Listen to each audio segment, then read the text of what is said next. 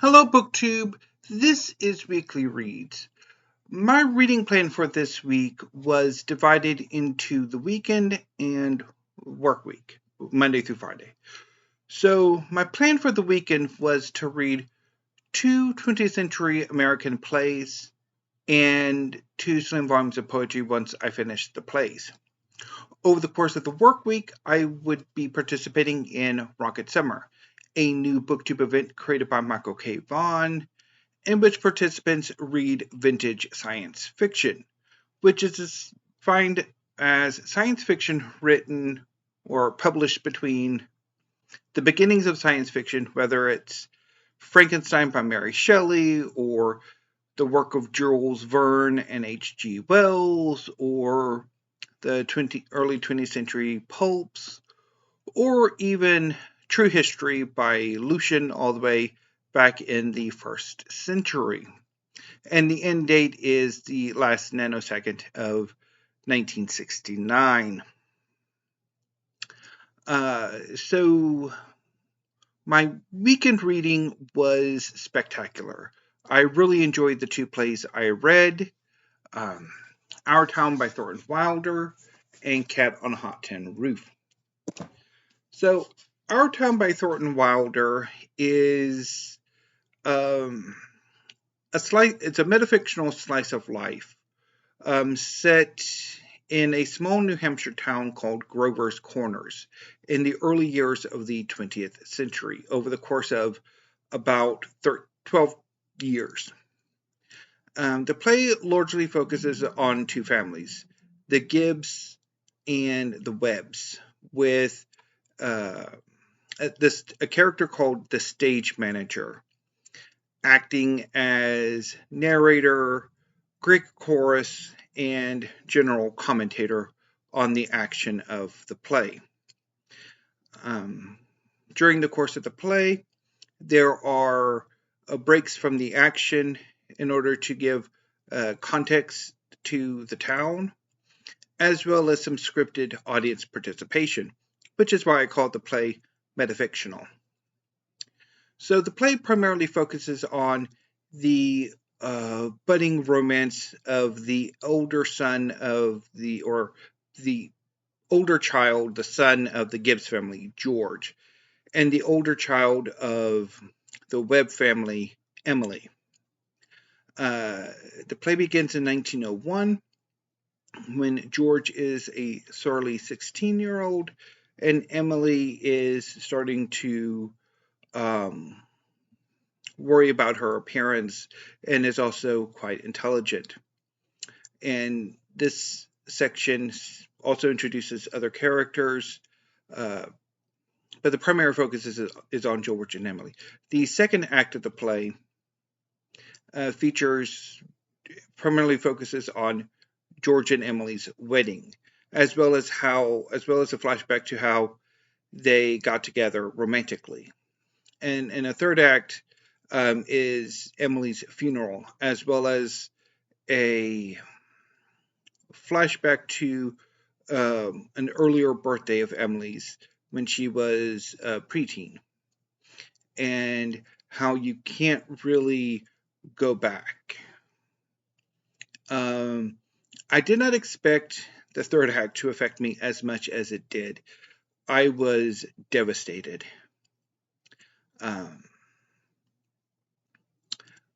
So I've read Our Town several times. I've enjoyed it. I first encountered it, I think, as a junior in high school. That's the first time I read it for a class. And then I eventually picked up a hardcover version of this book and read the play at least one more time, if not several more times, and really enjoyed it. And I wanted to reread it, and I'm quite happy that I did. I really enjoyed this reread.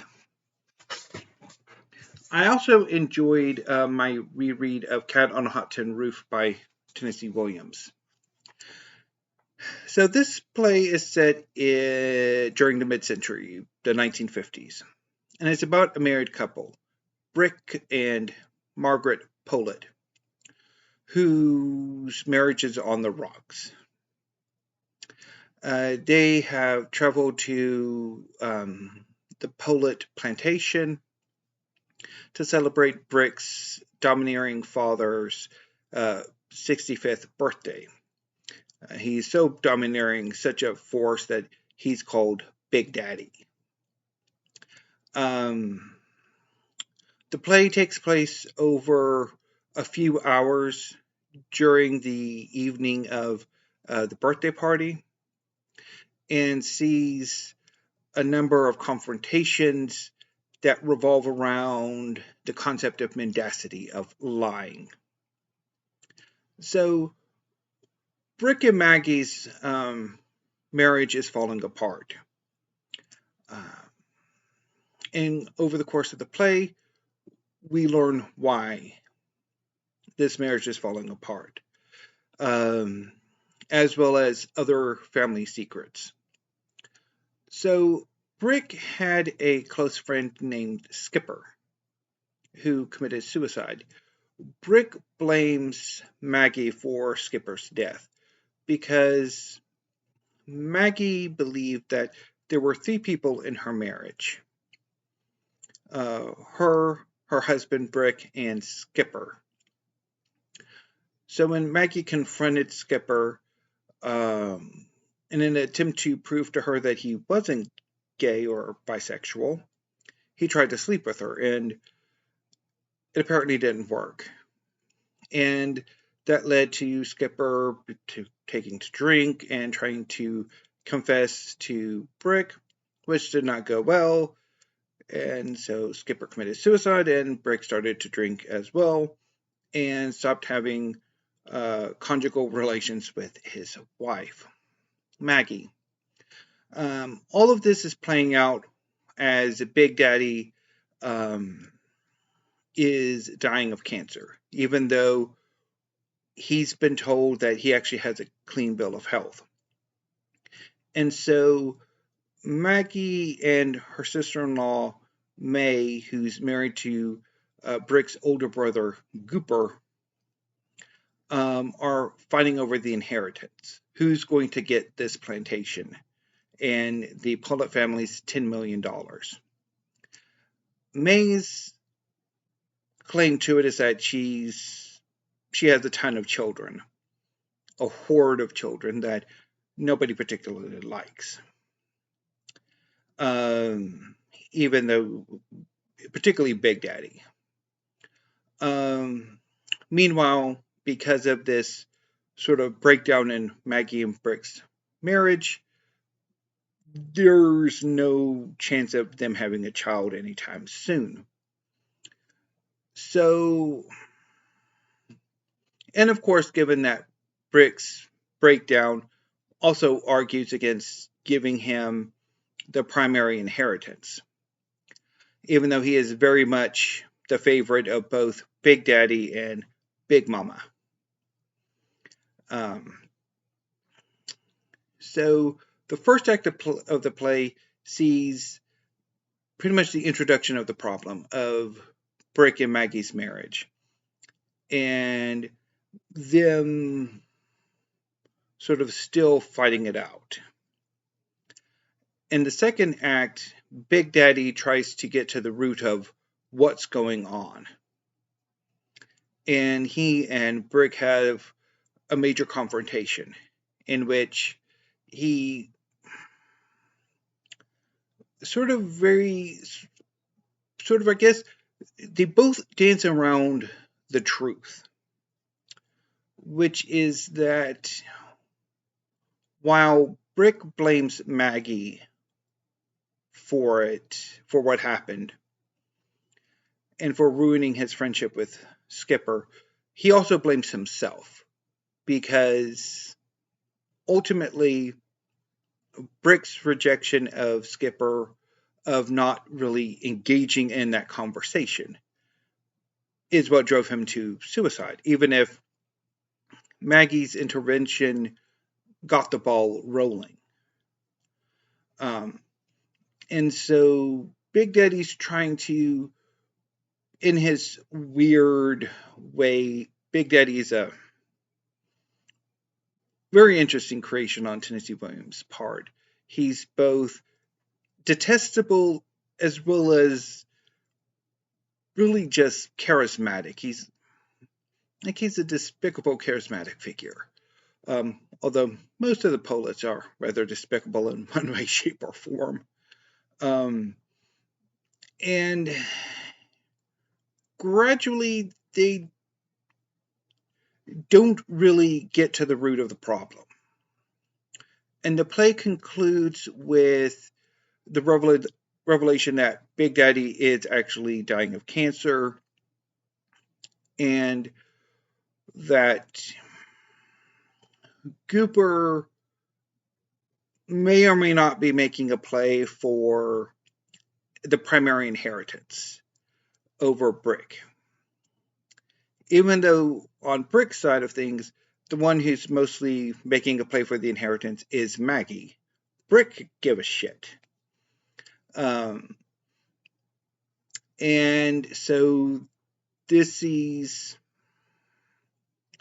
and it concludes with Maggie telling a lie. That for whatever reason, Big Daddy and Big Mama both believe. And so ultimately, the play doesn't really resolve anything. And in fact, one wonders that if Brick and Maggie do manage to conceive a child, if that almost certainly would not solve anything at all. And that the family is really a toxic mess, began as a toxic mess and will continue to be a toxic mess without any real sort of working things out and coming together. And I think that's the tragedy of the play, which I really enjoyed, even if I'm not entirely sure if you're supposed to root for Maggie or find her rather annoying. But anyway, so yeah, quite enjoyed rereading Cat on a Hot Tin Roof, which I think it's my second or third time reading it. I don't remember when I read it for the first time. I might have been at St. Edward's then, because I don't think I ever had a copy of the play individually. I don't think. I might have. Anyway, regardless, I have that copy now, and depending how the other two plays work, I may or may not pick up the big Library of America omnibus volumes. Anyway, so after I finished Our Town and Cat on a Hot Tin Roof, I read some slim volumes of poetry, starting with You Bury the Birds in My Pelvis by Kelly Weber. So this is an interesting collection of poems. Many of them are rather longer poems. And so I thought it's a pretty good collection with some poems that I liked more than others. I'm a lot more fond of Donkey Gospel by Tony Hoagland. I thought a lot of the poems in this collection were quite good. Now, that leads me to the work week and Rocket Summer, which did not go well at all. In fact, the rocket ship blew up with me in it. Now, if you've been following along with my channel for any length of time, you will probably not be surprised, because while science fiction and fantasy has been my favorite genre of fiction for a very long time, in fact, practically all of my life in one way, shape, or form, since the end of 2019, I have struggled with science fiction and fantasy in prose form.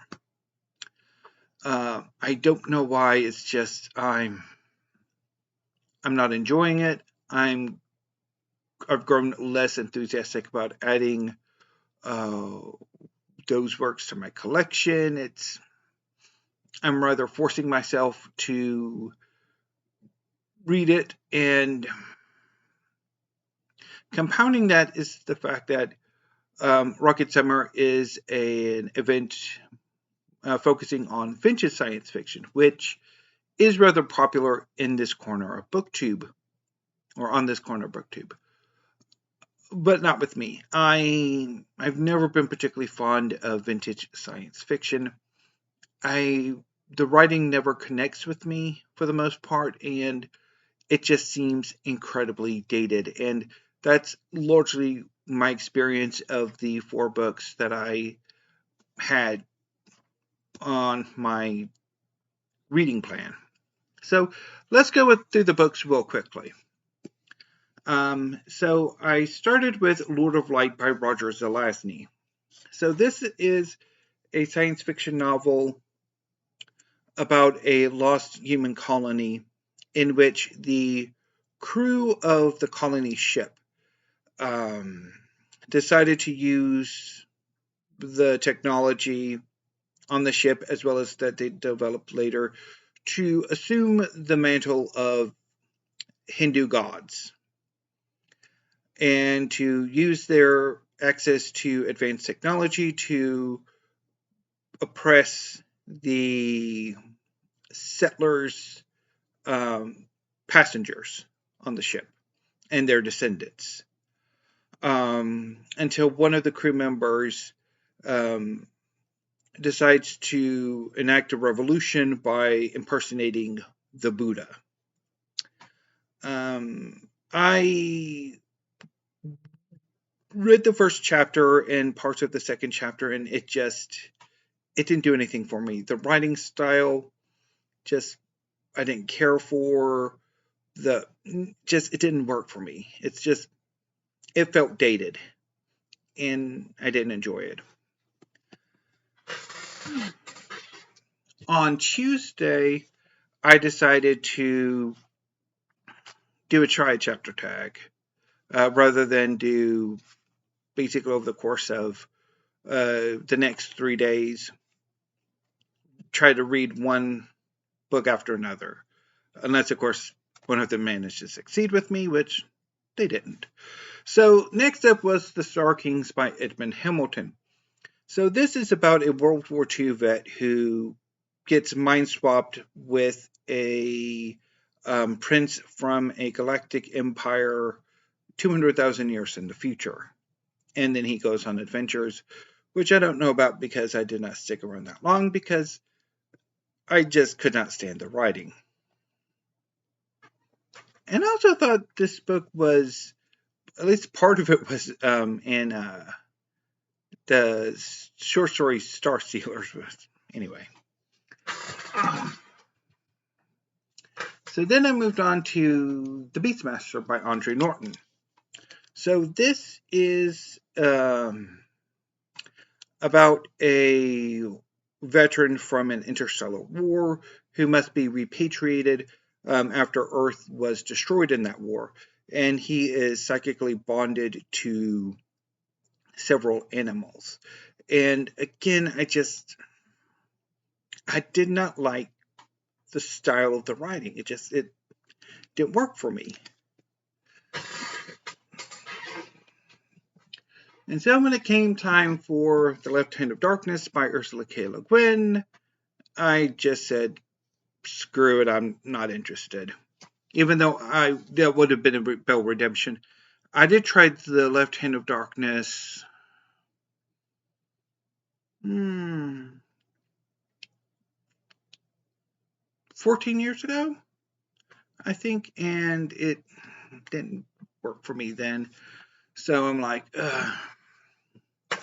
And so now I'm rather contemplating a continued massive purge of my science fiction and fantasy collection. Although I think really what I need to do is, as with all of these kind of period changes, is I probably should just leave prose form science fiction and fantasy alone for several years, if not a decade, and then come back to it. Might be the best solution. I don't know. Anyway, so that was disappointing. So on Wednesday, I read another slim volume of poetry. She Heads into the Wilderness by Edmond Macari. So I really enjoyed this collection. It was really good. I'm actually wanting to pick up more of Anne-Marie Macari's work. Now, I was thinking about holding off on this until August for my back-to-school reading project. And I would have picked this for home ec because the cover has a food-related scene. But I don't think I'm going to do my back-to-school reading project. I'm going to retool things because right now I don't want to read any science fiction. And at least 2 of the books would have to be science fiction because math and science. So, not entirely sure what I'm going to do on that front. I guess I could just do in translation month outside of Faulkner in August. Now, my plan for yesterday and today was initially to read some manga because there's 3 volumes of one series that I can get to, and I also have a manga haul coming up after this weekly reads that I could have dipped into. But instead, I decided to shuffle my reading plans around and get a start on Indivisible, Daniel Webster and the Birth of American Nationalism by Joel Richard Paul. I was planning on reading this book the last days of July, but I'm moving it to the end of this reading week and the beginning of this next reading week. So, Indivisible is about how Americans came together as a nation, how we began to think of ourselves as Americans rather than as citizens of the individual states or even regions. So far, I'm in the early 1820s, and the book's okay. I'm not exactly loving it. I'm kind of regretting not having read the manga, even though with how this weekly reads is going, this one would have been a very, very long weekly reads. So, yeah, so it's okay. I'm not exactly loving it. I found several mistakes in the book already, which is frustrating. One of which is exactly who was Treasury Secretary and Secretary of War in the Monroe administration? Because while at points John C. Calhoun was the Secretary of War and some guy named Crawford was the Secretary of the Treasury, there's one passage where John C. Calhoun is the Secretary of the Treasury and the Crawford guy was Secretary of War. There's also a period where the British foreign minister is referred to as the prime minister. Now, yes, a few years after this scene takes place, after his relevance to the stories, at least so far, he does become prime minister. At this point, he is just the foreign secretary. So, are there any other screw-ups in the book? But I'm also not entirely sure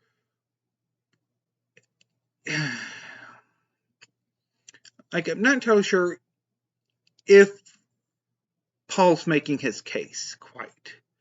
So there's still time. I'll read it over the weekend and report back. So I will continue with Indivisible over the course of the weekend and over the course of the work week, or even earlier, depending on when I finish Indivisible. I will start on The Grapes of Wrath by John Steinbeck. So this is a reread. I read this I want to say I read it while I was in college, even though it wasn't for a class. Because and now I tried it when I was in high school and kind of dipped out of it. But I think I fully read it in college, or while I was in college, not for college, but so this is a story of the Joad family, who are Oklahoma farmers whose farm is dispossessed, and they decide to migrate to California, where they're told that there are agricultural jobs available. Unfortunately, migrants from Oklahoma are not terribly popular in California, and the Joads have a hard time in California. So yeah, interested to see how reread of that goes. Now, before I sign off, I do have an announcement to make, which I teased yesterday with my book haul, and of which I will mention with my forthcoming book hauls, which, well, I did the ordering before I knew.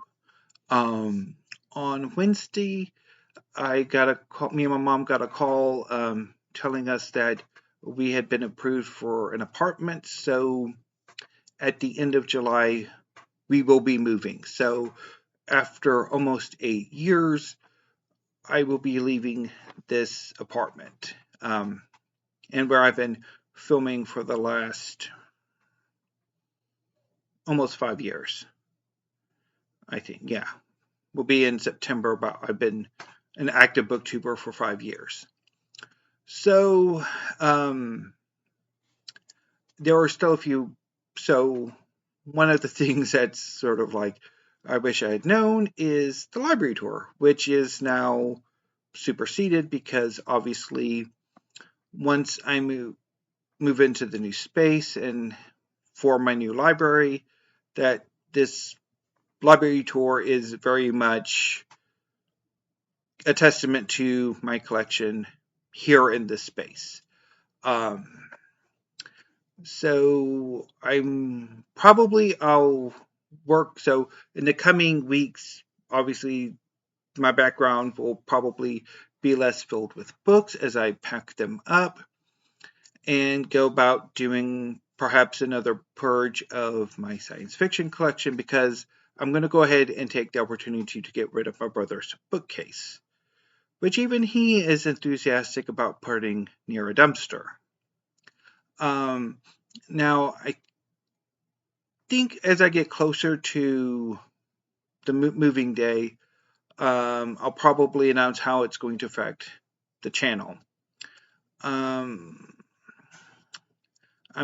hoping I can still do the Monday Night Live with Greg and Alan, because I'm scheduled to do that on the 29th. So anyway, yeah.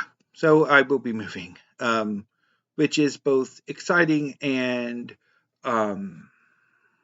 scary because we haven't moved for a very long time. This is the longest that we've stayed in a place since forever.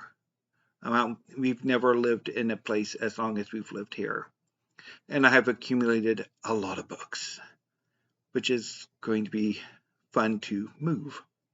But anyway, BookTube, that's all I got for this week. I will be back next week with more videos, the finale of my history shelves, as well as at least 1 or 2 book hauls, because I do have some more books coming in, and of course I will be back shortly with another book haul while this video is loading up and after I put away the books from weekly reads. So until then, BookTube, thank you. Have a great rest of your evening and weekend, and I will see you back on Monday, except for the book haul, manga haul, which is coming up. So, see you soon, BookTube.